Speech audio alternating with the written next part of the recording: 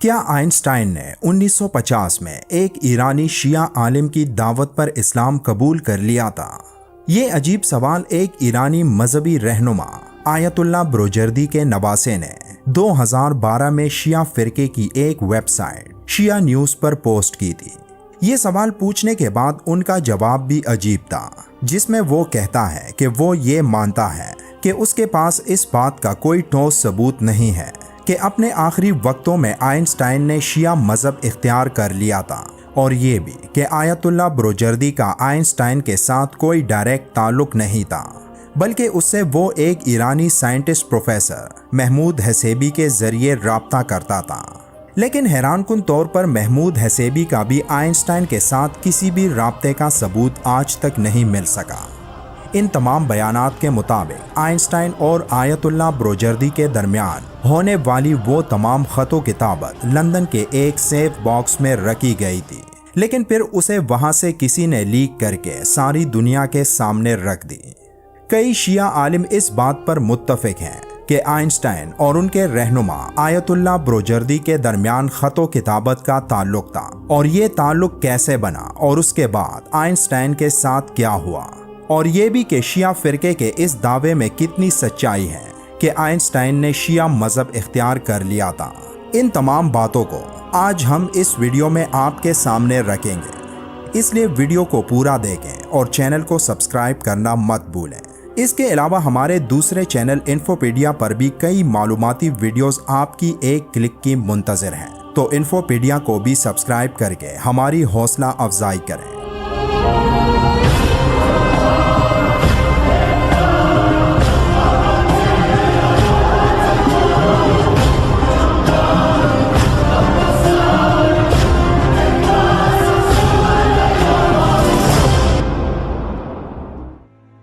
شیعہ فرقے میں کئی دعووں میں یہ بات سامنے آتی ہے کہ آئنسٹائن نے ان کے ایک مذہبی رہنما آیت اللہ بروجردی کو خطوط لکھے، جن میں آئنسٹائن نے ان کو لکھا تھا کہ میں نے دنیا کے تمام مذاہب کا مطالعہ کیا ہے اور تمام مذاہب کے بڑے بڑے عالموں سے ایک سوال پوچھا ہے۔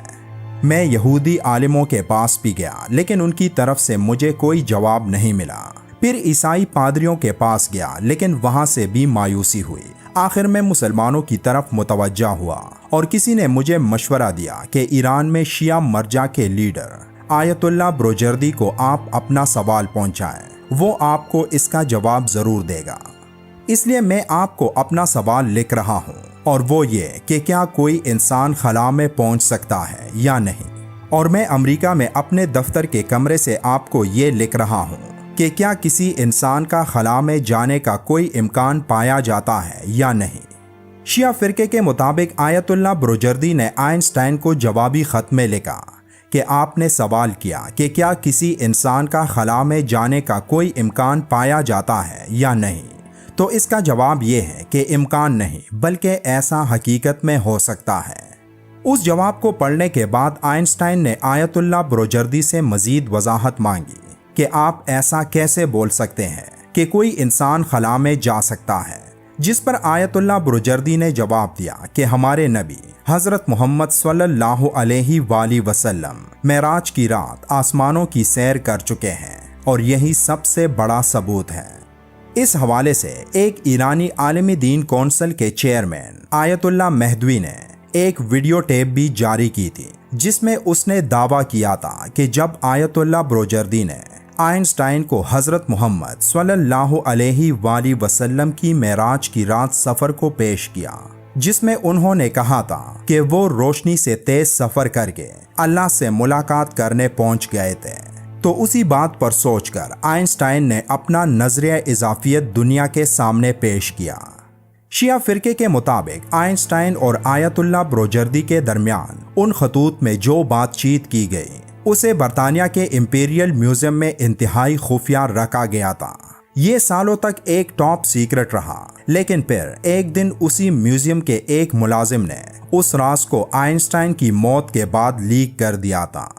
کئی شیعہ عالموں کے بیانات میں یہ بتایا جاتا ہے کہ آئنسٹائن کو انہی خطوط کی وجہ سے قتل کیا گیا تھا، اور کئی سازشی تھیورسٹ آئنسٹائن کی موت کو انہی خطوط کے ساتھ جوڑتے ہیں کہ جب کچھ خفیہ تنظیموں جیسے فری میسنز وغیرہ کو آئنسٹائن کے ان خطوط کے بارے میں معلوم ہوا اور یہ بھی معلوم ہوا کہ وہ شیعہ مذہب اختیار کر چکا ہے اور کسی بھی وقت دنیا کو اپنے نئے مذہب کے بارے میں بتانے والا ہے، تو تب ان خفیہ تنظیموں نے آئنسٹائن کو قتل کر دیا تھا۔ لیکن کیا یہ سب باتیں درست ہیں؟ چلے ان سب باتوں کو سمجھنے کی کوشش کرتے ہیں۔ برطانیہ کے نامور ماہر ارتقائی حیاتیات اور مصنف رچرڈ ڈاکنز کا کہنا تھا کہ آئنسٹائن ایک ملحد تھا۔ وہ جرمنی میں ایک یہودی خاندان میں پیدا ہوا تھا، لیکن اس نے اپنی تمام زندگی ایک ملحد کے طور پر گزار دی جو خدا کے وجود کا انکاری تھا۔ آئنسٹائن کے قول میں خدا کا ذکر اکثر ملتا ہے، لیکن آپ یہ نہ سمجھیں کہ آئنسٹائن کا خدا وہی خدا ہے جس کو مذہبی خدا مانا جاتا ہے۔ ایسا نہیں ہے، بلکہ آئنسٹائن پر لکھنے والے تمام حضرات اس بات پر متفق ہیں کہ آئنسٹائن کا خدا مذہبی نقطۂ نظر سے مختلف ہونے کا خیال ظاہر کیا گیا ہے۔ تو اگر آئنسٹائن کا خدا مذہبی خدا نہیں تھا تو پھر کون تھا؟ یہی چیز غور کرنے والی ہے کہ وہ اکثر کس خدا کا ذکر کرتا تھا۔ اس بارے میں ایک مصری محقق محمد عیسیٰ داؤد کے مطابق آئنسٹائن دجال کو اپنا خدا مانتا تھا، اور اس لیے وہ اپنے نظریات کے بارے میں میرا نظریہ کی بجائے ہمارا نظریہ کا لفظ استعمال کرتا تھا، اور وہ کائنات کی متحدہ قوت کا راز پتہ لگانے کی کوشش بھی کر رہا تھا۔ دجال اور ابلیس چونکہ مل کر کام کرتے ہیں، اور دجال اولاد آدم کے خلاف ابلیس کا سب سے بڑا مہرہ ہے، اس لیے کسی ملحد کا دجال کو خدا کہنا کوئی حیرانی کی بات نہیں۔ اور حقیقت بھی یہی ہے کہ آئنسٹائن جس خدا کا ذکر کرتا وہ کوئی اور نہیں بلکہ دجال ہی تھا۔ اس بارے میں کہ آئنسٹائن شیعہ مذہب اختیار کر چکا تھا انتہائی مضحکہ خیز بات ہے۔ اب سوال یہ ہے کہ شیعہ نیوز کی یہ خبر شائع کرنے کے پیچھے کیا مقصد تھا؟ شاید اس خبر کے بعد آپ یہ خبر بھی سنیں کہ آئنسٹائن ایک قادیانی تھا۔ ان تمام باتوں کا کوئی ثبوت نہیں، بلکہ یہ تمام باتیں من گڑت ہیں جن پر یقین کرنا سراسر بے وقوفی ہے۔ آئنسٹائن ایک یہودی تھا، لیکن اس کے نظریات ایک ملحد کے تھے، اور وہ اپنے اسی نظریات کے ساتھ ہی مر گیا تھا۔ بحیثیت مسلمان ہمیں ان خرافات میں پڑنے کی بجائے اپنی نسل پر توجہ دینے کی ضرورت ہے، کیونکہ یہ جدید سائنس آج انہی مسلمان سائنسدانوں کی مرہون منت ہے جنہوں نے مسلمانوں کے گولڈن ایج میں سائنس کو ترقی دی تھی، اور یہ سب آج بھی ممکن ہو سکتا ہے اگر مسلمان چاہے تو۔ ویڈیو دیکھنے کا بہت شکریہ، امید ہے آپ کو یہ ویڈیو پسند آئی ہوگی۔ اگلی ویڈیو میں پھر ملتے ہیں، تب تک کے لیے اللہ حافظ۔